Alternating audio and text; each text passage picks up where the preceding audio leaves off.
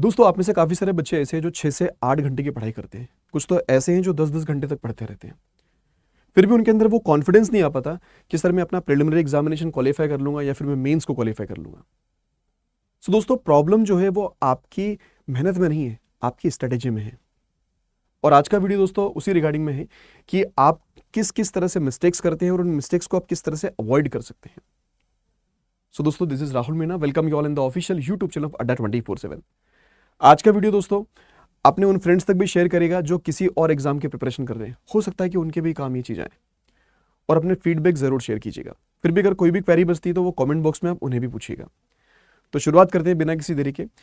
दोस्तों मिस्टेक जो करते हैं बच्चे ज़्यादातर, उसमें सबसे पहली मिस्टेक होती है दोस्तों कि सिलेबस और पीवाईक्यूज को हल्के में लेना। मतलब वो सिलेबस को और पीवाईक्यूज को प्रॉपरली एनालाइज करे बगैर ही वो सीधे मॉक टेस्ट पर जंप कर जाते हैं। उन्हें लगता है कि मॉक टेस्ट लगाना सबसे ज़रूरी है क्योंकि स्पीड एक्यूरेसी का काम है ना। लेकिन ध्यान रखिएगा कि मॉक टेस्ट आप तभी लगा पाएंगे जब आपकी थोड़ी नॉलेज होगी, मतलब सिलेबस को आप थोड़ा कंप्लीट करेंगे और आप लोग पीवाई के उस पर थोड़ा काम करेंगे तो आपको पता रहेगा कि यार इस एग्जाम में किस लेवल के किस किस तरह के क्वेश्चंस बनते हैं, किस डेप्थ तक क्वेश्चन बनते हैं। और सिलेबस का मतलब दोस्तों ये नहीं कि मतलब पूरा का पूरा सिलेबस कंप्लीट करना है। जैसे क्वांट है तो जरूरी नहीं कि पूरा सिलेबस कंप्लीट करो, आपको ये पता हो कि मुझे इसके अंदर क्या चीज़ें कवर करनी है ताकि मैं अपने एग्जाम को बेसिकली क्वालिफाई कर पाऊँ अच्छे तरीके से। तो एक तो ये गलती आप लोग ना करें, है ना, कि बिना सिलेबस पीवाई को जाने आप सीधे मॉक टेस्ट पर जंप ना करें, है ना।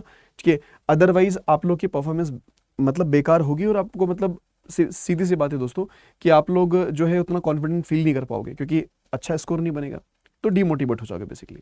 तो पहली मिस्टेक तो ये बहुत सारे बच्चे करते हैं। उसके अलावा जो दूसरी चीज़ होती है दोस्तों, बच्चे क्या करते हैं कि मॉक टेस्ट देने के अलावा, मतलब सिलेबस और पीवाई को सब अच्छे से देख लिया उन्होंने, जब वो मॉक टेस्ट लगाने बैठते हैं तो उसका एनालिसिस ही नहीं करते हैं वो लोग, है ना। तो दोस्तों मॉक टेस्ट लगाने के साथ साथ उसका एनालिसिस करना बहुत जरूरी होता है। अगर आपको मान लीजिए कि 1 घंटे का मॉक टेस्ट आप दे रहे हो तो 1 से 1.5 घंटा उसके एनालिसिस में लगना चाहिए, तभी तो आप लोग अगले मॉक में कुछ नया बेहतर कर पाएंगे बेसिकली। क्योंकि हमें अपनी गलतियां जानना बहुत जरूरी होता है। जब तक हमें अपनी गलतियां पता नहीं चलती ना दोस्तों, हम मतलब ये मान के चलिए कि हम जो प्रोग्रेस है बेसिकली वो नहीं कर सकते। तो हमें अपनी गलतियां पता होना चाहिए। और सबसे बड़ी विडंबना जो होती है ना वो यही होती है कि इंसान को खुद की गलतियां नहीं दिखती, उसको दूसरों की गलतियां दिख जाएगी। तो आप लोग भी जब मॉक टेस्ट लगाओगे तो आपको अपनी गलतियां दिखेंगी नहीं, आपको लगेगा मैंने सब सही किया यार। लेकिन आप गलतियों को देखो, ढूंढो और उस पर काम करो। फिर एनालिसिस प्रॉपरली करिए। आप लोग जो क्वेश्चन आप सही बना रहे हो उन क्वेश्चन को भी चेक करो, दोबारा चेक करो कि इस क्वेश्चन को मैं और किस तरीके से बना सकता था, कितना कम टाइम और लग सकता था इसके अंदर। ठीक है, उनकी अप्रोचेस को समझिए और जिस टॉपिक के जिस पार्ट के क्वेश्चंस आपसे नहीं बन रहे हैं उन टॉपिक्स को वापस से रिवाइज कर लो, उनके कॉन्सेप्ट्स वापस से समझ लीजिए ताकि वो अगले मॉक टेस्ट में अगर उनसे रिलेटेड कोई क्वेश्चन आता है तो वो आपसे नहीं छूटना चाहिए, वो बनना चाहिए फिर आप लोगों से। तो एक बात ये भी ध्यान रखें दोस्तों, आप लोग एनालिसिस करना बहुत जरूरी होता है मॉक टेस्ट को। एक जो मिस्टेक करते हैं दोस्तों जैसे क्वांट के अंदर और रीजनिंग के अंदर, जैसे क्वांट की अगर बात कर ले तो बच्चे अर्थमेटिक से भागते हैं। एक बात ध्यान रखना, जिन बच्चों का सिलेक्शन होता है ना वो अर्थमेटिक पे की बेसिस पर ही होता है। आप ये मत सोचो कि मैं स्पीड मैथ्स और डीआई कर ले जाऊंगा तो मेरा काम हो जाएगा। भाई आपको अर्थमेटिक पर भी काम करना पड़ेगा क्योंकि कई बार क्या होता है कि स्पीड मैथ्स के क्वेश्चंस ऐसे आ जाते हैं जो हमसे ना बन पाए, टाइम ज्यादा लेके चले जाए या उतना कॉन्फिडेंस ना हो पाए कि अरे सही बनाए कि गलत बनाए। कई बार जल्दबाजी में हम गलत भी बना देते हैं। तो अर्थमेटिक ऐसा सेक्शन है दोस्तों जहां से आप लोग नंबर निकाल सकते हो। वैसा ही होता है रीजनिंग के अंदर, सिटिंग और पजल के अंदर। तो सिटिंग अरेंजमेंट पजल के क्वेश्चंस आपको लगाने की जरूरत पड़ती ही पड़ती है, इसमें आपको प्रॉपर प्रैक्टिस की रिक्वायरमेंट पड़ेगी। तो आप लोग अरिथमेटिक के अंदर भी क्या करें क्वांट में कि बेसिक कॉन्सेप्चुअल अंडरस्टैंडिंग को समझे, है ना। उसमें ट्रिक्स पर हम ना करें कि सर मैं मुझे ट्रिक रट लूंगा तो मेरा काम हो जाएगा, बिल्कुल नहीं होगा, है ना। तो आप लोग क्या करें, जो बेसिक है उसका जो कॉन्सेप्ट है उनको समझिए। रीजनिंग के अंदर भी सिटिंग और पजल वाला जो पार्ट होता है उसके अंदर जो बेसिक्स है उनके कॉन्सेप्ट जो है उनको समझिए। आप लोग अप्रोच को समझिए प्रॉपरली कि किस तरह से आप उन क्वेश्चंस को अप्रोच कर सकते हो, ठीक है, किस तरह से आपको उनको बनाना चाहिए बेसिकली। ठीक है, और कोशिश करो कि कम से कम 1 से 2 पजल डेली बेसिस पर बनाया करो। अर्थमेटिक के 8-10 क्वेश्चन डेली बेसिस पर आप सॉल्व करा करो। 8-10 नहीं तो 5-6 क्वेश्चन सॉल्व करो अलग अलग टॉपिक्स के, लेकिन रेगुलर बेसिस पर, है ना। तो धीरे धीरे आपका कॉन्फिडेंस बढ़ेगा दोस्तों। ठीक है, उसके अलावा एक बच्चे जो गलती करते हैं बच्चे, रैंडम यूट्यूब से पढ़ना, है ना। अब देखो रैंडम यूट्यूब से पढ़ने का मतलब क्या है कि आज मान लीजिए इस यूट्यूब से पढ़ाई करी, कल उधर वाले पे चले गए, तीसरे तीसरे दिन कहीं और चले गए हम लोग, है ना। तो बच्चे यूट्यूब चैनल से पढ़ाई करना अच्छी बात है, ठीक है, वो सिर्फ प्रैक्टिस पर्पस के लिए होते हैं मेनली, है ना। कॉन्सेप्चुअल अंडरस्टैंडिंग के लिए मतलब उतने ज़्यादा आप कॉन्सेंट्रेशन बैठते नहीं हो ना, क्योंकि जब फ्री में चीज़ें मिलती हैं तो बच्चा उतना चीज़ देखता ही नहीं है कि कुछ क्लास देखेगा फिर कहीं ना कहीं स्विच कर जाएगा, फिर कहीं ना कहीं स्विच कर जाएगा, इस तरह की चीज़ें रहती है। तो आप लोग अगर कोई प्लेटफॉर्म फॉलो भी कर रहे हो तो प्रॉपर अच्छे से एक्सप्लोर कर लो चीज़ों को, एनालाइज कर लो कि कहाँ से बेहतर कंटेंट हमें मिल रहा है, कहाँ का डेटा हमारे लिए काम का है, कहाँ की चीज़ें एग्जाम ओरिएंटेड है, ठीक है, क्योंकि अपडेटेड कंटेंट होना बहुत ज़रूरी है, चाहे वो क्वांट हो, रीजनिंग हो, इंग्लिश हो, हर चीज़ के अंदर, ठीक है। और प्लेटफॉर्म दोस्तों जब सेलेक्ट करोगे एक बार, तो एक बार प्लेटफॉर्म सेलेक्ट करने के बाद में बस उनके साथ प्रिपरेशन अपनी लगे रहना है, करते रहना बेसिकली, ठीक है। उसके अलावा दोस्तों एक बात ध्यान रखो कि एप्लीकेशन ऐप जहाँ से प्रैक्टिस कर पाएंगे मेनली, सो अड्डा 24/7 का जो एप्लीकेशन ऐप है वो जरूर से डाउनलोड कर लेना अगर नहीं किया है अभी तक तो, क्योंकि उस पर काफ़ी सारा आपको फ्री कंटेंट मिलता है, डेली बेसिस पर आपको क्विजेज मिलती रहती है ताकि आपकी प्रैक्टिस और बेहतर तरीके से हो पाए। तो इस बात का भी आप लोग सारे बच्चे ध्यान रखिएगा, है ना। तो ये ध्यान रखिए, क्योंकि किसी भी यूट्यूब चैनल से पढ़ते रहोगे तो डेप्थ मिस करोगे उसके अंदर, उस गहराई तक नहीं पहुंच पाओगे जिसकी रिक्वायरमेंट होती है दोस्तों, ठीक है। चलिए, उसके अलावा दोस्तों एक जो मिस्टेक बच्चे करते हैं इंग्लिश को लेकर, है ना, कि वो इंग्लिश वाले पार्ट में वोकैबुलरी और आरसी को इग्नोर करते हैं मेनली। कई सारे बच्चे होते हैं कि सिर्फ थोड़ा थोड़ा सा रीडिंग वाला पार्ट कर लिया हो जाएगा काम, भाई वोकैबुलरी भी उसमें अंदर ज़रूरी होती है, ठीक है। और अगर आरसी की अगर बात कर लें, ठीक है, तो इन दोनों पार्ट्स को अगर आपने एड ऑन कर लिया, मतलब बाकी ग्रामेटिकल वाला पोर्शन तो अलग है, वो ठीक है, लेकिन अगर आपने सिर्फ इन दो चीज़ों को इंक्लूड कर लिया अपनी अपनी स्टडी के अंदर, है ना, तो इंग्लिश को क्वालिफाई करना बहुत बड़ा टास्क नहीं है, ठीक है। इसके लिए दोस्तों आप लोग क्या कर सकते हो कि जैसे रीडिंग वाला जो पार्ट है आपके लिए, है ना, आरसी को डेवलप करने के लिए आप रीडिंग को अपनी डेली लाइफ में इंक्लूड करिए, राइट, ठीक है। आप एडिटोरियल वाला पार्ट देख सकते हो, तो उससे क्या होगा, और कोशिश करो कि डेली बेसिस पर एक आरसी आप सॉल्व करो, डेली बेसिस पर। डेली बेसिस पर अगर आपने दोस्तों एक आरसी सॉल्व करना शुरू कर दिया ना, आज से भी अगर शुरू कर दिया, तो सोचो आप 15 अगस्त तक ही मान लो कितने सारे आरसी आप सॉल्व कर चुके होंगे, कितनी सारी वोकैबुलरी आपके पास आ चुकी होगी बेसिकली। तो वोकैब डेली बेसिस पर काम करो उसके ऊपर, और कम से कम एक आरसी। इंग्लिश के अंदर ज्यादा कुछ नहीं कर रहे हो तो कम से कम इतना जरूर कर लें आप लोग, है ना, कि मुझे डेली बेसिस पर एक आरसी सॉल्व करना है और साथ साथ ही मुझे वोकैबुलरी पर डेली बेसिस पर काम करना है, ठीक है। अगर ये दो चीज आप लोगों ने करनी है दोस्तों, तो इंग्लिश आराम से क्वालिफाई कर जाओगे आप लोग, ज्यादा दिक्कत नहीं आएगी, कोई जरूरत नहीं पड़ती ग्रामर वगैरह रटने की, टेंस आर्टिकल्स ये सब चीजें रटो, कोई मतलब नहीं बनता है। रीडिंग आपकी प्रॉपर अच्छी रहना चाहिए, दैट्स इट, ठीक है। तो इस बात का थोड़ा सा ध्यान रखें, बाकी जो रिस्पेक्टेड फैकल्टी है वो आपको और प्रॉपर गाइड कर देंगे, है ना। अच्छा, उसके अलावा दोस्तों एक और बात कर लें कि कई सारे बच्चे अभी इस तरह के जोन में हैं कि वो प्रीलिम्स पर ज़्यादा फोकस करते हैं, और ऐसी गलतियां कई कई बार बच्चे करते हैं, है ना, कि सर मेरा प्रीलिम्स निकल जाए फिर मैं मेंस पर फोकस करूंगा। नहीं भाई, प्रीलिम्स तो चल रहा है, आपको पता है कि अपना प्रीलिमिनरी एग्जामिनेशन कब होने वाला है, आपको ये भी पता है मेंस कब होने वाला है। तो मेंस में क्या है, प्रोफेशनल नॉलेज वाला जो पार्ट है, कहीं ना कहीं आप उससे काफ़ी ज़्यादा फ्रेंडली हो, तो साइड बाय साइड थोड़ा थोड़ा आप उसको भी पढ़ते चलिए। आप ऐसा नहीं कि एकदम इग्नोर कर दो कि नहीं अब तो सिर्फ पूरा प्रीलिम्स पर फोकस है, बाद में मेंस करूंगा, नहीं भाई। अभी भी क्या करो कि मेंस भी हल्का फुल्का, मतलब जितना भी टाइम आप दे सकते हो, 1 घंटा 2 घंटा जितना दे सकते हो उसको लो, लेकिन दीजिए, मेंस को भी थोड़ा सा टाइम दीजिए। और अगर पॉसिबल होता है तो इंटरव्यू के लिए भी थोड़ा थोड़ा अपने आप को प्रिपेयर करना शुरू कर दीजिए, राइट। आप अपने आप के लिए, मतलब जैसे कई सारे हमने इस यूट्यूब चैनल पर भी कई सारे सेशन से इंटरव्यू के, उन्हें देखिए, उसमें किस तरह के बच्चों से क्वेश्चंस पूछे गए, उन्होंने किस तरह से उन क्वेश्चंस के रिप्लाई किए हैं, उन पर थोड़ा थोड़ा सा आप नोट डाउन करते चलिए उनके क्वेश्चंस। अगर वो क्वेश्चन आपसे पूछे जाते तो आप उनका रिप्लाई किस तरह से करते, ठीक है। थोड़ा सा अगर पॉसिबल हो जाए तो आईने के सामने अपने आप को थोड़ा सा प्रैक्टिस भी कर लिया करो हल्का फुल्का सा। ये सारी की सारी चीज़ें जो जो दोस्तों छोटी छोटी प्रिपरेशन है ना, इनका बहुत बड़ा इंपैक्ट दिखता है आगे चल के। बोलते हैं ना, बूंद बूंद करके घड़ा भरता है, तो वही चीज़ें यहाँ पर भी होती है, एकदम से कुछ नहीं होता मेरे दोस्त, है ना। तो मेंस और इंटरव्यू को थोड़ा थोड़ा हल्का हल्का सा आप लोग पढ़ते अभी से चलो, थोड़ा थोड़ा सा, कि प्रीलिम्स हम कर रहे हैं, नो डाउट कि पूरे डेडिकेशन के साथ करना ही करना है, लेकिन मेंस और इंटरव्यू पर भी थोड़ा थोड़ा टाइम आप देते चले, जितना भी आप लोग अपना टाइम डिवोट कर सकते हो, 1 घंटा 2 घंटा जितना भी दे सकते हो, तो उतना टाइम दीजिए उसको भी, ताकि वो भी चीज़ें आपकी पूरी बनी रहेगी और एकदम से बर्डन नहीं पड़ेगा फिर वहाँ पे, है ना। इस बात का ध्यान रखें सारे बच्चे।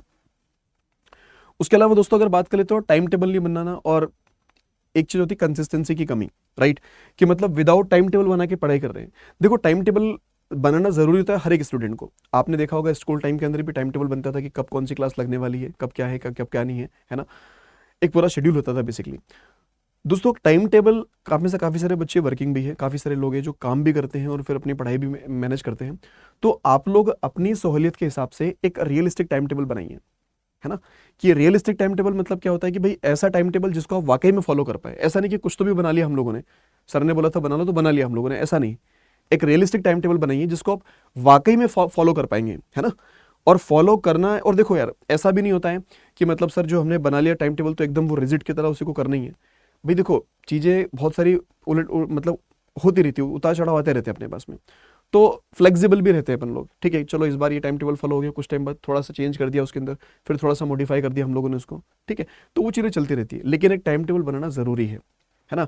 और कंसिस्टेंसी मेंटेन करना ज़रूरी है। अब तो टाइम पीरियड ऐसा आ गया है कि भैया बिना कंसिस्टेंसी के काम नहीं चलेगा, कि अभी पढ़ा फिर दिक्कत, छोड़ दिया फिर वो खत्म, है ना, फिर वो सब जीरो हो जाएगा। तो कंसिस्टेंसी मेंटेन करके चलिए, एक प्रॉपर टाइम टेबल बनाइए जो आप लोग को सही लगता है कि मैं इस टाइम पर ये पढ़ पाऊंगा, इस टाइम पर मैं ये पढ़ पाऊंगा। ठीक है, उससे आपके दिमाग में भी क्लैरिटी रहेगी कि यार मुझे इस टाइम पर ये सब्जेक्ट पढ़ना है, इस टाइम पर मुझे ये सब्जेक्ट पढ़ना है, इस सब्जेक्ट को मुझे इतना टाइम देना है, इस तरह से हर चीज़ क्लियर रहेगी उसके अंदर, है ना। तो ये जरूर से फॉलो करें। उसके अलावा दोस्तों जैसे आपसे कहा कि यार जैसे क्वांट और रीजनिंग के अंदर ना कोई जादू नहीं चलता है। क्वांट के अंदर तो बेसिकली बिल्कुल जादू नहीं चलता है ना, कि चुटकी बजाई जादू हो गया, ट्रिक्स नहीं, है ना। आपको ध्यान के देना पड़ेगा बच्चे, अपने बेसिक कॉन्सेप्ट्स के ऊपर ध्यान देना पड़ेगा। तो बेसिक कॉन्सेप्ट्स को बिल्कुल आप लोग स्किप ना करें। ट्रिक्स पर बहुत ज़्यादा फोकस करने की रिक्वायरमेंट नहीं है।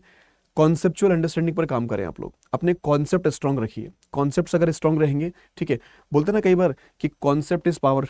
ठीक है, तो कॉन्सेप्ट पर काम करते चलिए, अगर वो स्ट्रांग रहेंगे तो आप लोग हर चीज़ को बना लोगे। और जिन लोगों का क्वांट स्ट्रांग रहता है ना, रीजनिंग भी उनके लिए काफ़ी ज़्यादा आसान रहती है। ठीक है, तो इस बात का भी आप लोग ध्यान रखें। बट रीजनिंग के अंदर भी जितनी चीज़ें जरूरी है, सेटिंग पजल बहुत ज़्यादा इंपॉर्टेंट है, उस पर काम करते चलिए आप लोग। कोई कई सारे क्वेश्चंस उसके अंदर से बनते हैं आप लोगों के, है ना। तो उनके अंदर भी मतलब बेसिक क्लैरिटी आपको होना चाहिए दोस्तों, बिना क्लैरिटी के आप लोग उनको नहीं बना पाएंगे। तो कॉन्सेप्ट पर ज़्यादा फोकस करना है, ठीक। उसके अलावा जो एक और मिस्टेक करते हैं कई सारे बच्चे, कि जैसे अभी उनको लग रहा है कि सर अभी तो हम प्रीलिम्स पर फोकस करेंगे, है ना, तो बैंकिंग अवेयरनेस वाला पार्ट हो गया, या फिर एग्री करंट अफेयर्स की बात हो गई, एफ वाले बच्चों के लिए ये होगा, है ना। उसके अलावा फाइनेंस से रिलेटेड जितनी भी चीज़ें हैं, मतलब करंट अफेयर्स से रिलेटेड जितनी चीज़ें हैं, है ना, उस पर आप थोड़ा थोड़ा काम करते चलिए, क्योंकि वो आपकी हेल्प करेगा कहाँ पर दोस्तों, कि आपका इंटरव्यू जो होगा और मेंस का एग्जामिनेशन, है ना। तो जो भी आपकी फील्ड है ना, उससे रिलेटेड जितने भी करंट के अपडेट्स हैं, उन पर आप लोग थोड़ी अपनी नज़र बना के रखो। ठीक है, तो हल्की फुल्की अपडेट्स वहाँ पर लेते रहा करो, उसको आप लोग नोट डाउन करो अपने हिसाब से जो भी है, तो उसको उस पर थोड़ा सा टाइम स्पेंड करें आप लोग, है ना। ऐसा नहीं कि बस आप लोग प्रीलिम्स पर चल रहे, थोड़ा मीन्स पर भी काम करो, और उन चीज़ों पर भी काम करो जो आपके इंटरव्यू में भी काम आएगी। तो करंट अफेयर्स का पार्ट ऐसा है जो इंटरव्यू में भी आपसे पूछा जा सकता है, क्योंकि इंटरव्यूअर के बारे में अपन कुछ नहीं बोल सकते, वो उनकी मर्जी के हिसाब से कुछ भी पूछ लेंगे। ठीक बात। चलिए दोस्तों, एक चीज़ और, जैसे आपसे कहा कि आप इंटरव्यू को नज़रअंदाज करना। कई सारे लोग अभी सोच रहे होंगे सर अभी प्रीलिम्स तो निकले, फिर मेंस तो निकले, सर इंटरव्यू में बाद में प्रिपेयर कर लूँगा। देखो बाद में कोई चीज़ प्रिपेयर नहीं होती है, बहुत सारी चीज़ें ऐसी हैं जिसको आपको शुरुआत से प्रिपेयर करने की रिक्वायरमेंट पड़ती है। तो इंटरव्यू भी दोस्तों उसमें से एक पार्ट है। आपको पता रहना चाहिए आप किस तरह से अपने आप को रिप्रेजेंट करेंगे, किस तरह से क्वेश्चंस के आंसर कर पाएंगे। ठीक है, तो इस चीज़ को आप लोग अभी से थोड़ा थोड़ा प्रिपेयर करते चलें, है ना। देखो समझाना बताना हम लोगों का काम है, बाकी करना ना करना ये आप लोगों के ऊपर डिपेंड करता है। ठीक है, बट फिर भी अपनी सोच के हिसाब से काम करो थोड़ा सा, है ना। और आगे देखते हुए काम करो, फ्यूचरिस्टिक सोचो थोड़ा सा, कि यार आप वहाँ बैठोगे तो किस तरह से अपने आप को रिप्रेजेंट करोगे, क्या चीज़ें होगी आपके साथ में वहाँ पे, है ना। ठीक है, तो और इतना कॉन्फिडेंस होना चाहिए दोस्तों कि मैं वहाँ तक पहुँचूंगा, तभी आप लोग प्रॉपर वे में अपनी स्टडी कर पाओगे। ठीक है, प्रीलिम्स निकाल दूंगा मैं, मेंस निकाल दूंगा, इंटरव्यू में भी पहुंचूंगा मैं बेसिकली, तो किस तरह से अपने आप को रिप्रेजेंट करूंगा वहाँ पे, है ना। तो इस बात का आप लोग ध्यान रखें। सो दोस्तों ये कुछ पॉइंट्स थे, है ना। और कई सारे बच्चे ऐसे होते हैं जो एक ही एग्जाम पर डिपेंड करते हैं, तो ऐसा नहीं कि सिर्फ एक एग्जामिनेशन है, कई सारे और भी एग्जामिनेशन होते हैं। जैसे IBPS PO का है, SBI PO का है, IBPS क्लर्क का आएगा, SBI क्लर्क का आएगा आपके पास में, ASO के एग्जामिनेशन होते हैं। उसके अलावा अगर रेगुलेटरी बॉडीज में देखें तो नाबार्ड का, RBI का, IRD का, PFRD का ढेर सारे एग्जामिनेशन है। तो ज़्यादातर एग्जामिनेशन में ऑलमोस्ट सिलेबस कॉमन होता है, बस उनकी मेंस का जो सिलेबस वाला पार्ट है वो थोड़ा डिफर करता है बेसिकली, है ना। तो आप लोग अगर एक फ्रेशर स्टूडेंट हैं तो आपको मल्टीपल एग्जाम्स पर भी टारगेट करते रहना चाहिए, है ना। ठीक है, ताकि आप लोग ऐसा ना हो कि एक ही एग्जाम के भरोसे बैठे, हम मल्टीपल एग्जाम्स को टारगेट अगर कर सकते हैं तो करते रहना चाहिए आप लोगों को, ठीक। उसके अलावा दोस्तों एक बात और, कि हेल्दी रूटीन को मेंटेन करना, है ना। क्योंकि अभी ये टाइम ड्यूरेशन कुछ इस तरह का है कि जिसके अंदर दोस्तों आपका हेल्दी रूटीन होना चाहिए, कम से कम 20-25 मिनट का योगा या फिर कोई एक्सरसाइज या फिर कोई भी फिजिकल एक्टिविटी जो आप ऐड ऑन कर सकते हो अपनी डेली रूटीन में, उसको ऐड ऑन करिए। ठीक है, उससे माइंड बहुत सही काम करता है दोस्तों। ठीक है, स्ट्रेस बहुत ज़्यादा खुद पर हावी नहीं होने देना है। ठीक है, तो अगर योगा वगैरह परफॉर्म कर सकते हो तो वो करिए आप लोग। और फिजिकल एक्टिविटी में दोस्तों जो आपको अच्छा लगता है, आप स्कीमिंग कर सकते हो, साइकिलिंग कर सकते हो, स्विमिंग कर सकते हो, ठीक है, जिम जा सकते हो, रनिंग कर सकते हो, जो वॉटेवर आप जो करना चाहे वो कर सकते हैं, लेकिन कम से कम एड ऑन करिए 20-25 मिनट की एक्सरसाइज को अपने डेली रूटीन में, है ना। हेल्दी डाइट को मेंटेन करके चलना है, मतलब बहुत ज़्यादा जंक फूड वगैरह नहीं लेना है, ठीक है। हेल्थ का ध्यान रखना है कि आपकी हेल्थ सही रहना चाहिए, क्योंकि सब कुछ हेल्थ पर डिपेंड करता है। अगर आपकी हेल्थ सही रहेगी दोस्तों तो ब्रेन भी उसी वे में काम करेगा, है ना, ठीक है। तो इस बात का थोड़ा सा आप लोग ध्यान रखें सारे बच्चे। बाकी बच्चे दोस्त आज इतनी चीज़ें आपके साथ जो है डिस्कस करनी थी, है ना। फिर भी अगर कोई डाउट बनता है तो कमेंट बॉक्स आपके लिए ओपन है, उसमें ज़रूर से पूछेगा। लास्ट थिंग सिर्फ इतनी सी प्रिपरेशन को लेकर, तो अगर सेल्फ स्टडी से प्रिपरेशन कर रहे हो तो कम से कम मॉक टेस्ट ज़रूर परचेस कर लीजिएगा, और अड्डा 24/7 का एप्लीकेशन ऐप ज़रूर से डाउनलोड कर लेना।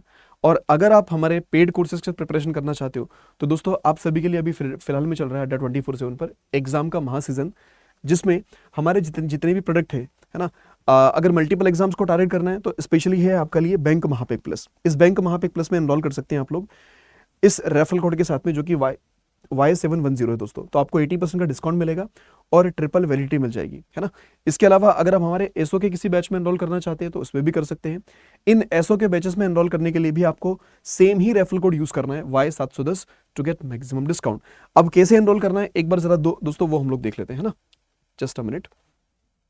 देखिए, आप लोग सबसे पहले विजिट करेंगे अड्डा 24/7 की वेबसाइट पर, पहले लिंक पर क्लिक कर लीजिए, है ना। इधर ऑल कोर्सेज में जाने के बाद ये लेफ्ट हैंड साइड जो इसको थोड़ा सा स्क्रॉल डाउन करते हैं तो रेगुलेटरी बॉडीज एसओ नजर आ जाता है। अब इसमें दोस्तों कई सारे एग्जामिनेशन आपको दिखेंगे, हमें अपने काम का देखना है। अब जैसे मान लीजिए एसओ वाले बच्चे हैं तो आप IBPS एसओ पर क्लिक करिए। यहां जाने के बाद दोस्तों आपको दिख जाएंगे ये कई सारे बैचेस। आप अगर यहाँ पर देखोगे व्यू ऑल करेंगे तो व्यू ऑल करने पर आपको एसओ के जितने भी बैचेस होंगे वो सारे के सारे यहाँ पर विजिबल हो जाएंगे, है ना। लेट सपोज कि आप लोग आईटी वाले बैच में एनरोल करना चाहते हो तो आपने आईटी वाले पार्ट पर क्लिक किया और यहाँ पर बाय नाउ पर गए, ठीक है। बाय नाउ पर जाएंगे आप लोग इस तरह से, और दोस्तों यहाँ एक कूपन कोड इंटर करना है, रेफरल कोड, ठीक है। वो होना चाहिए Y710, क्या होगा Y710, और इसे अप्लाई कर दीजिएगा। तो जैसे ही आप अप्लाई करेंगे तो आप देख पाएंगे कि इस पर काफी ज्यादा डिस्काउंट के साथ ये पूरा का पूरा पैकेज आपको मिल जाएगा दोस्तों। इसकी प्राइसिंग और भी कम हो जाएगी अगर आपने इसको क्या करा, एप्लीकेशन ऐप से परचेस किया। बस रेफरल कोड का ध्यान रखिएगा कि Y710 होना चाहिए फॉर मैक्सिमम डिस्काउंट, ठीक है दोस्तों। तो आज के लिए इतने ही रखते हैं, मिलेंगे फिर अगले सेशन में। कोई भी डाउट हो, कोई भी क्वेरी हो, कमेंट बॉक्स में जरूर से पूछिएगा। And thank you so much for joining this session. Bye bye, take care, wish you all the best for your examination. Thank you.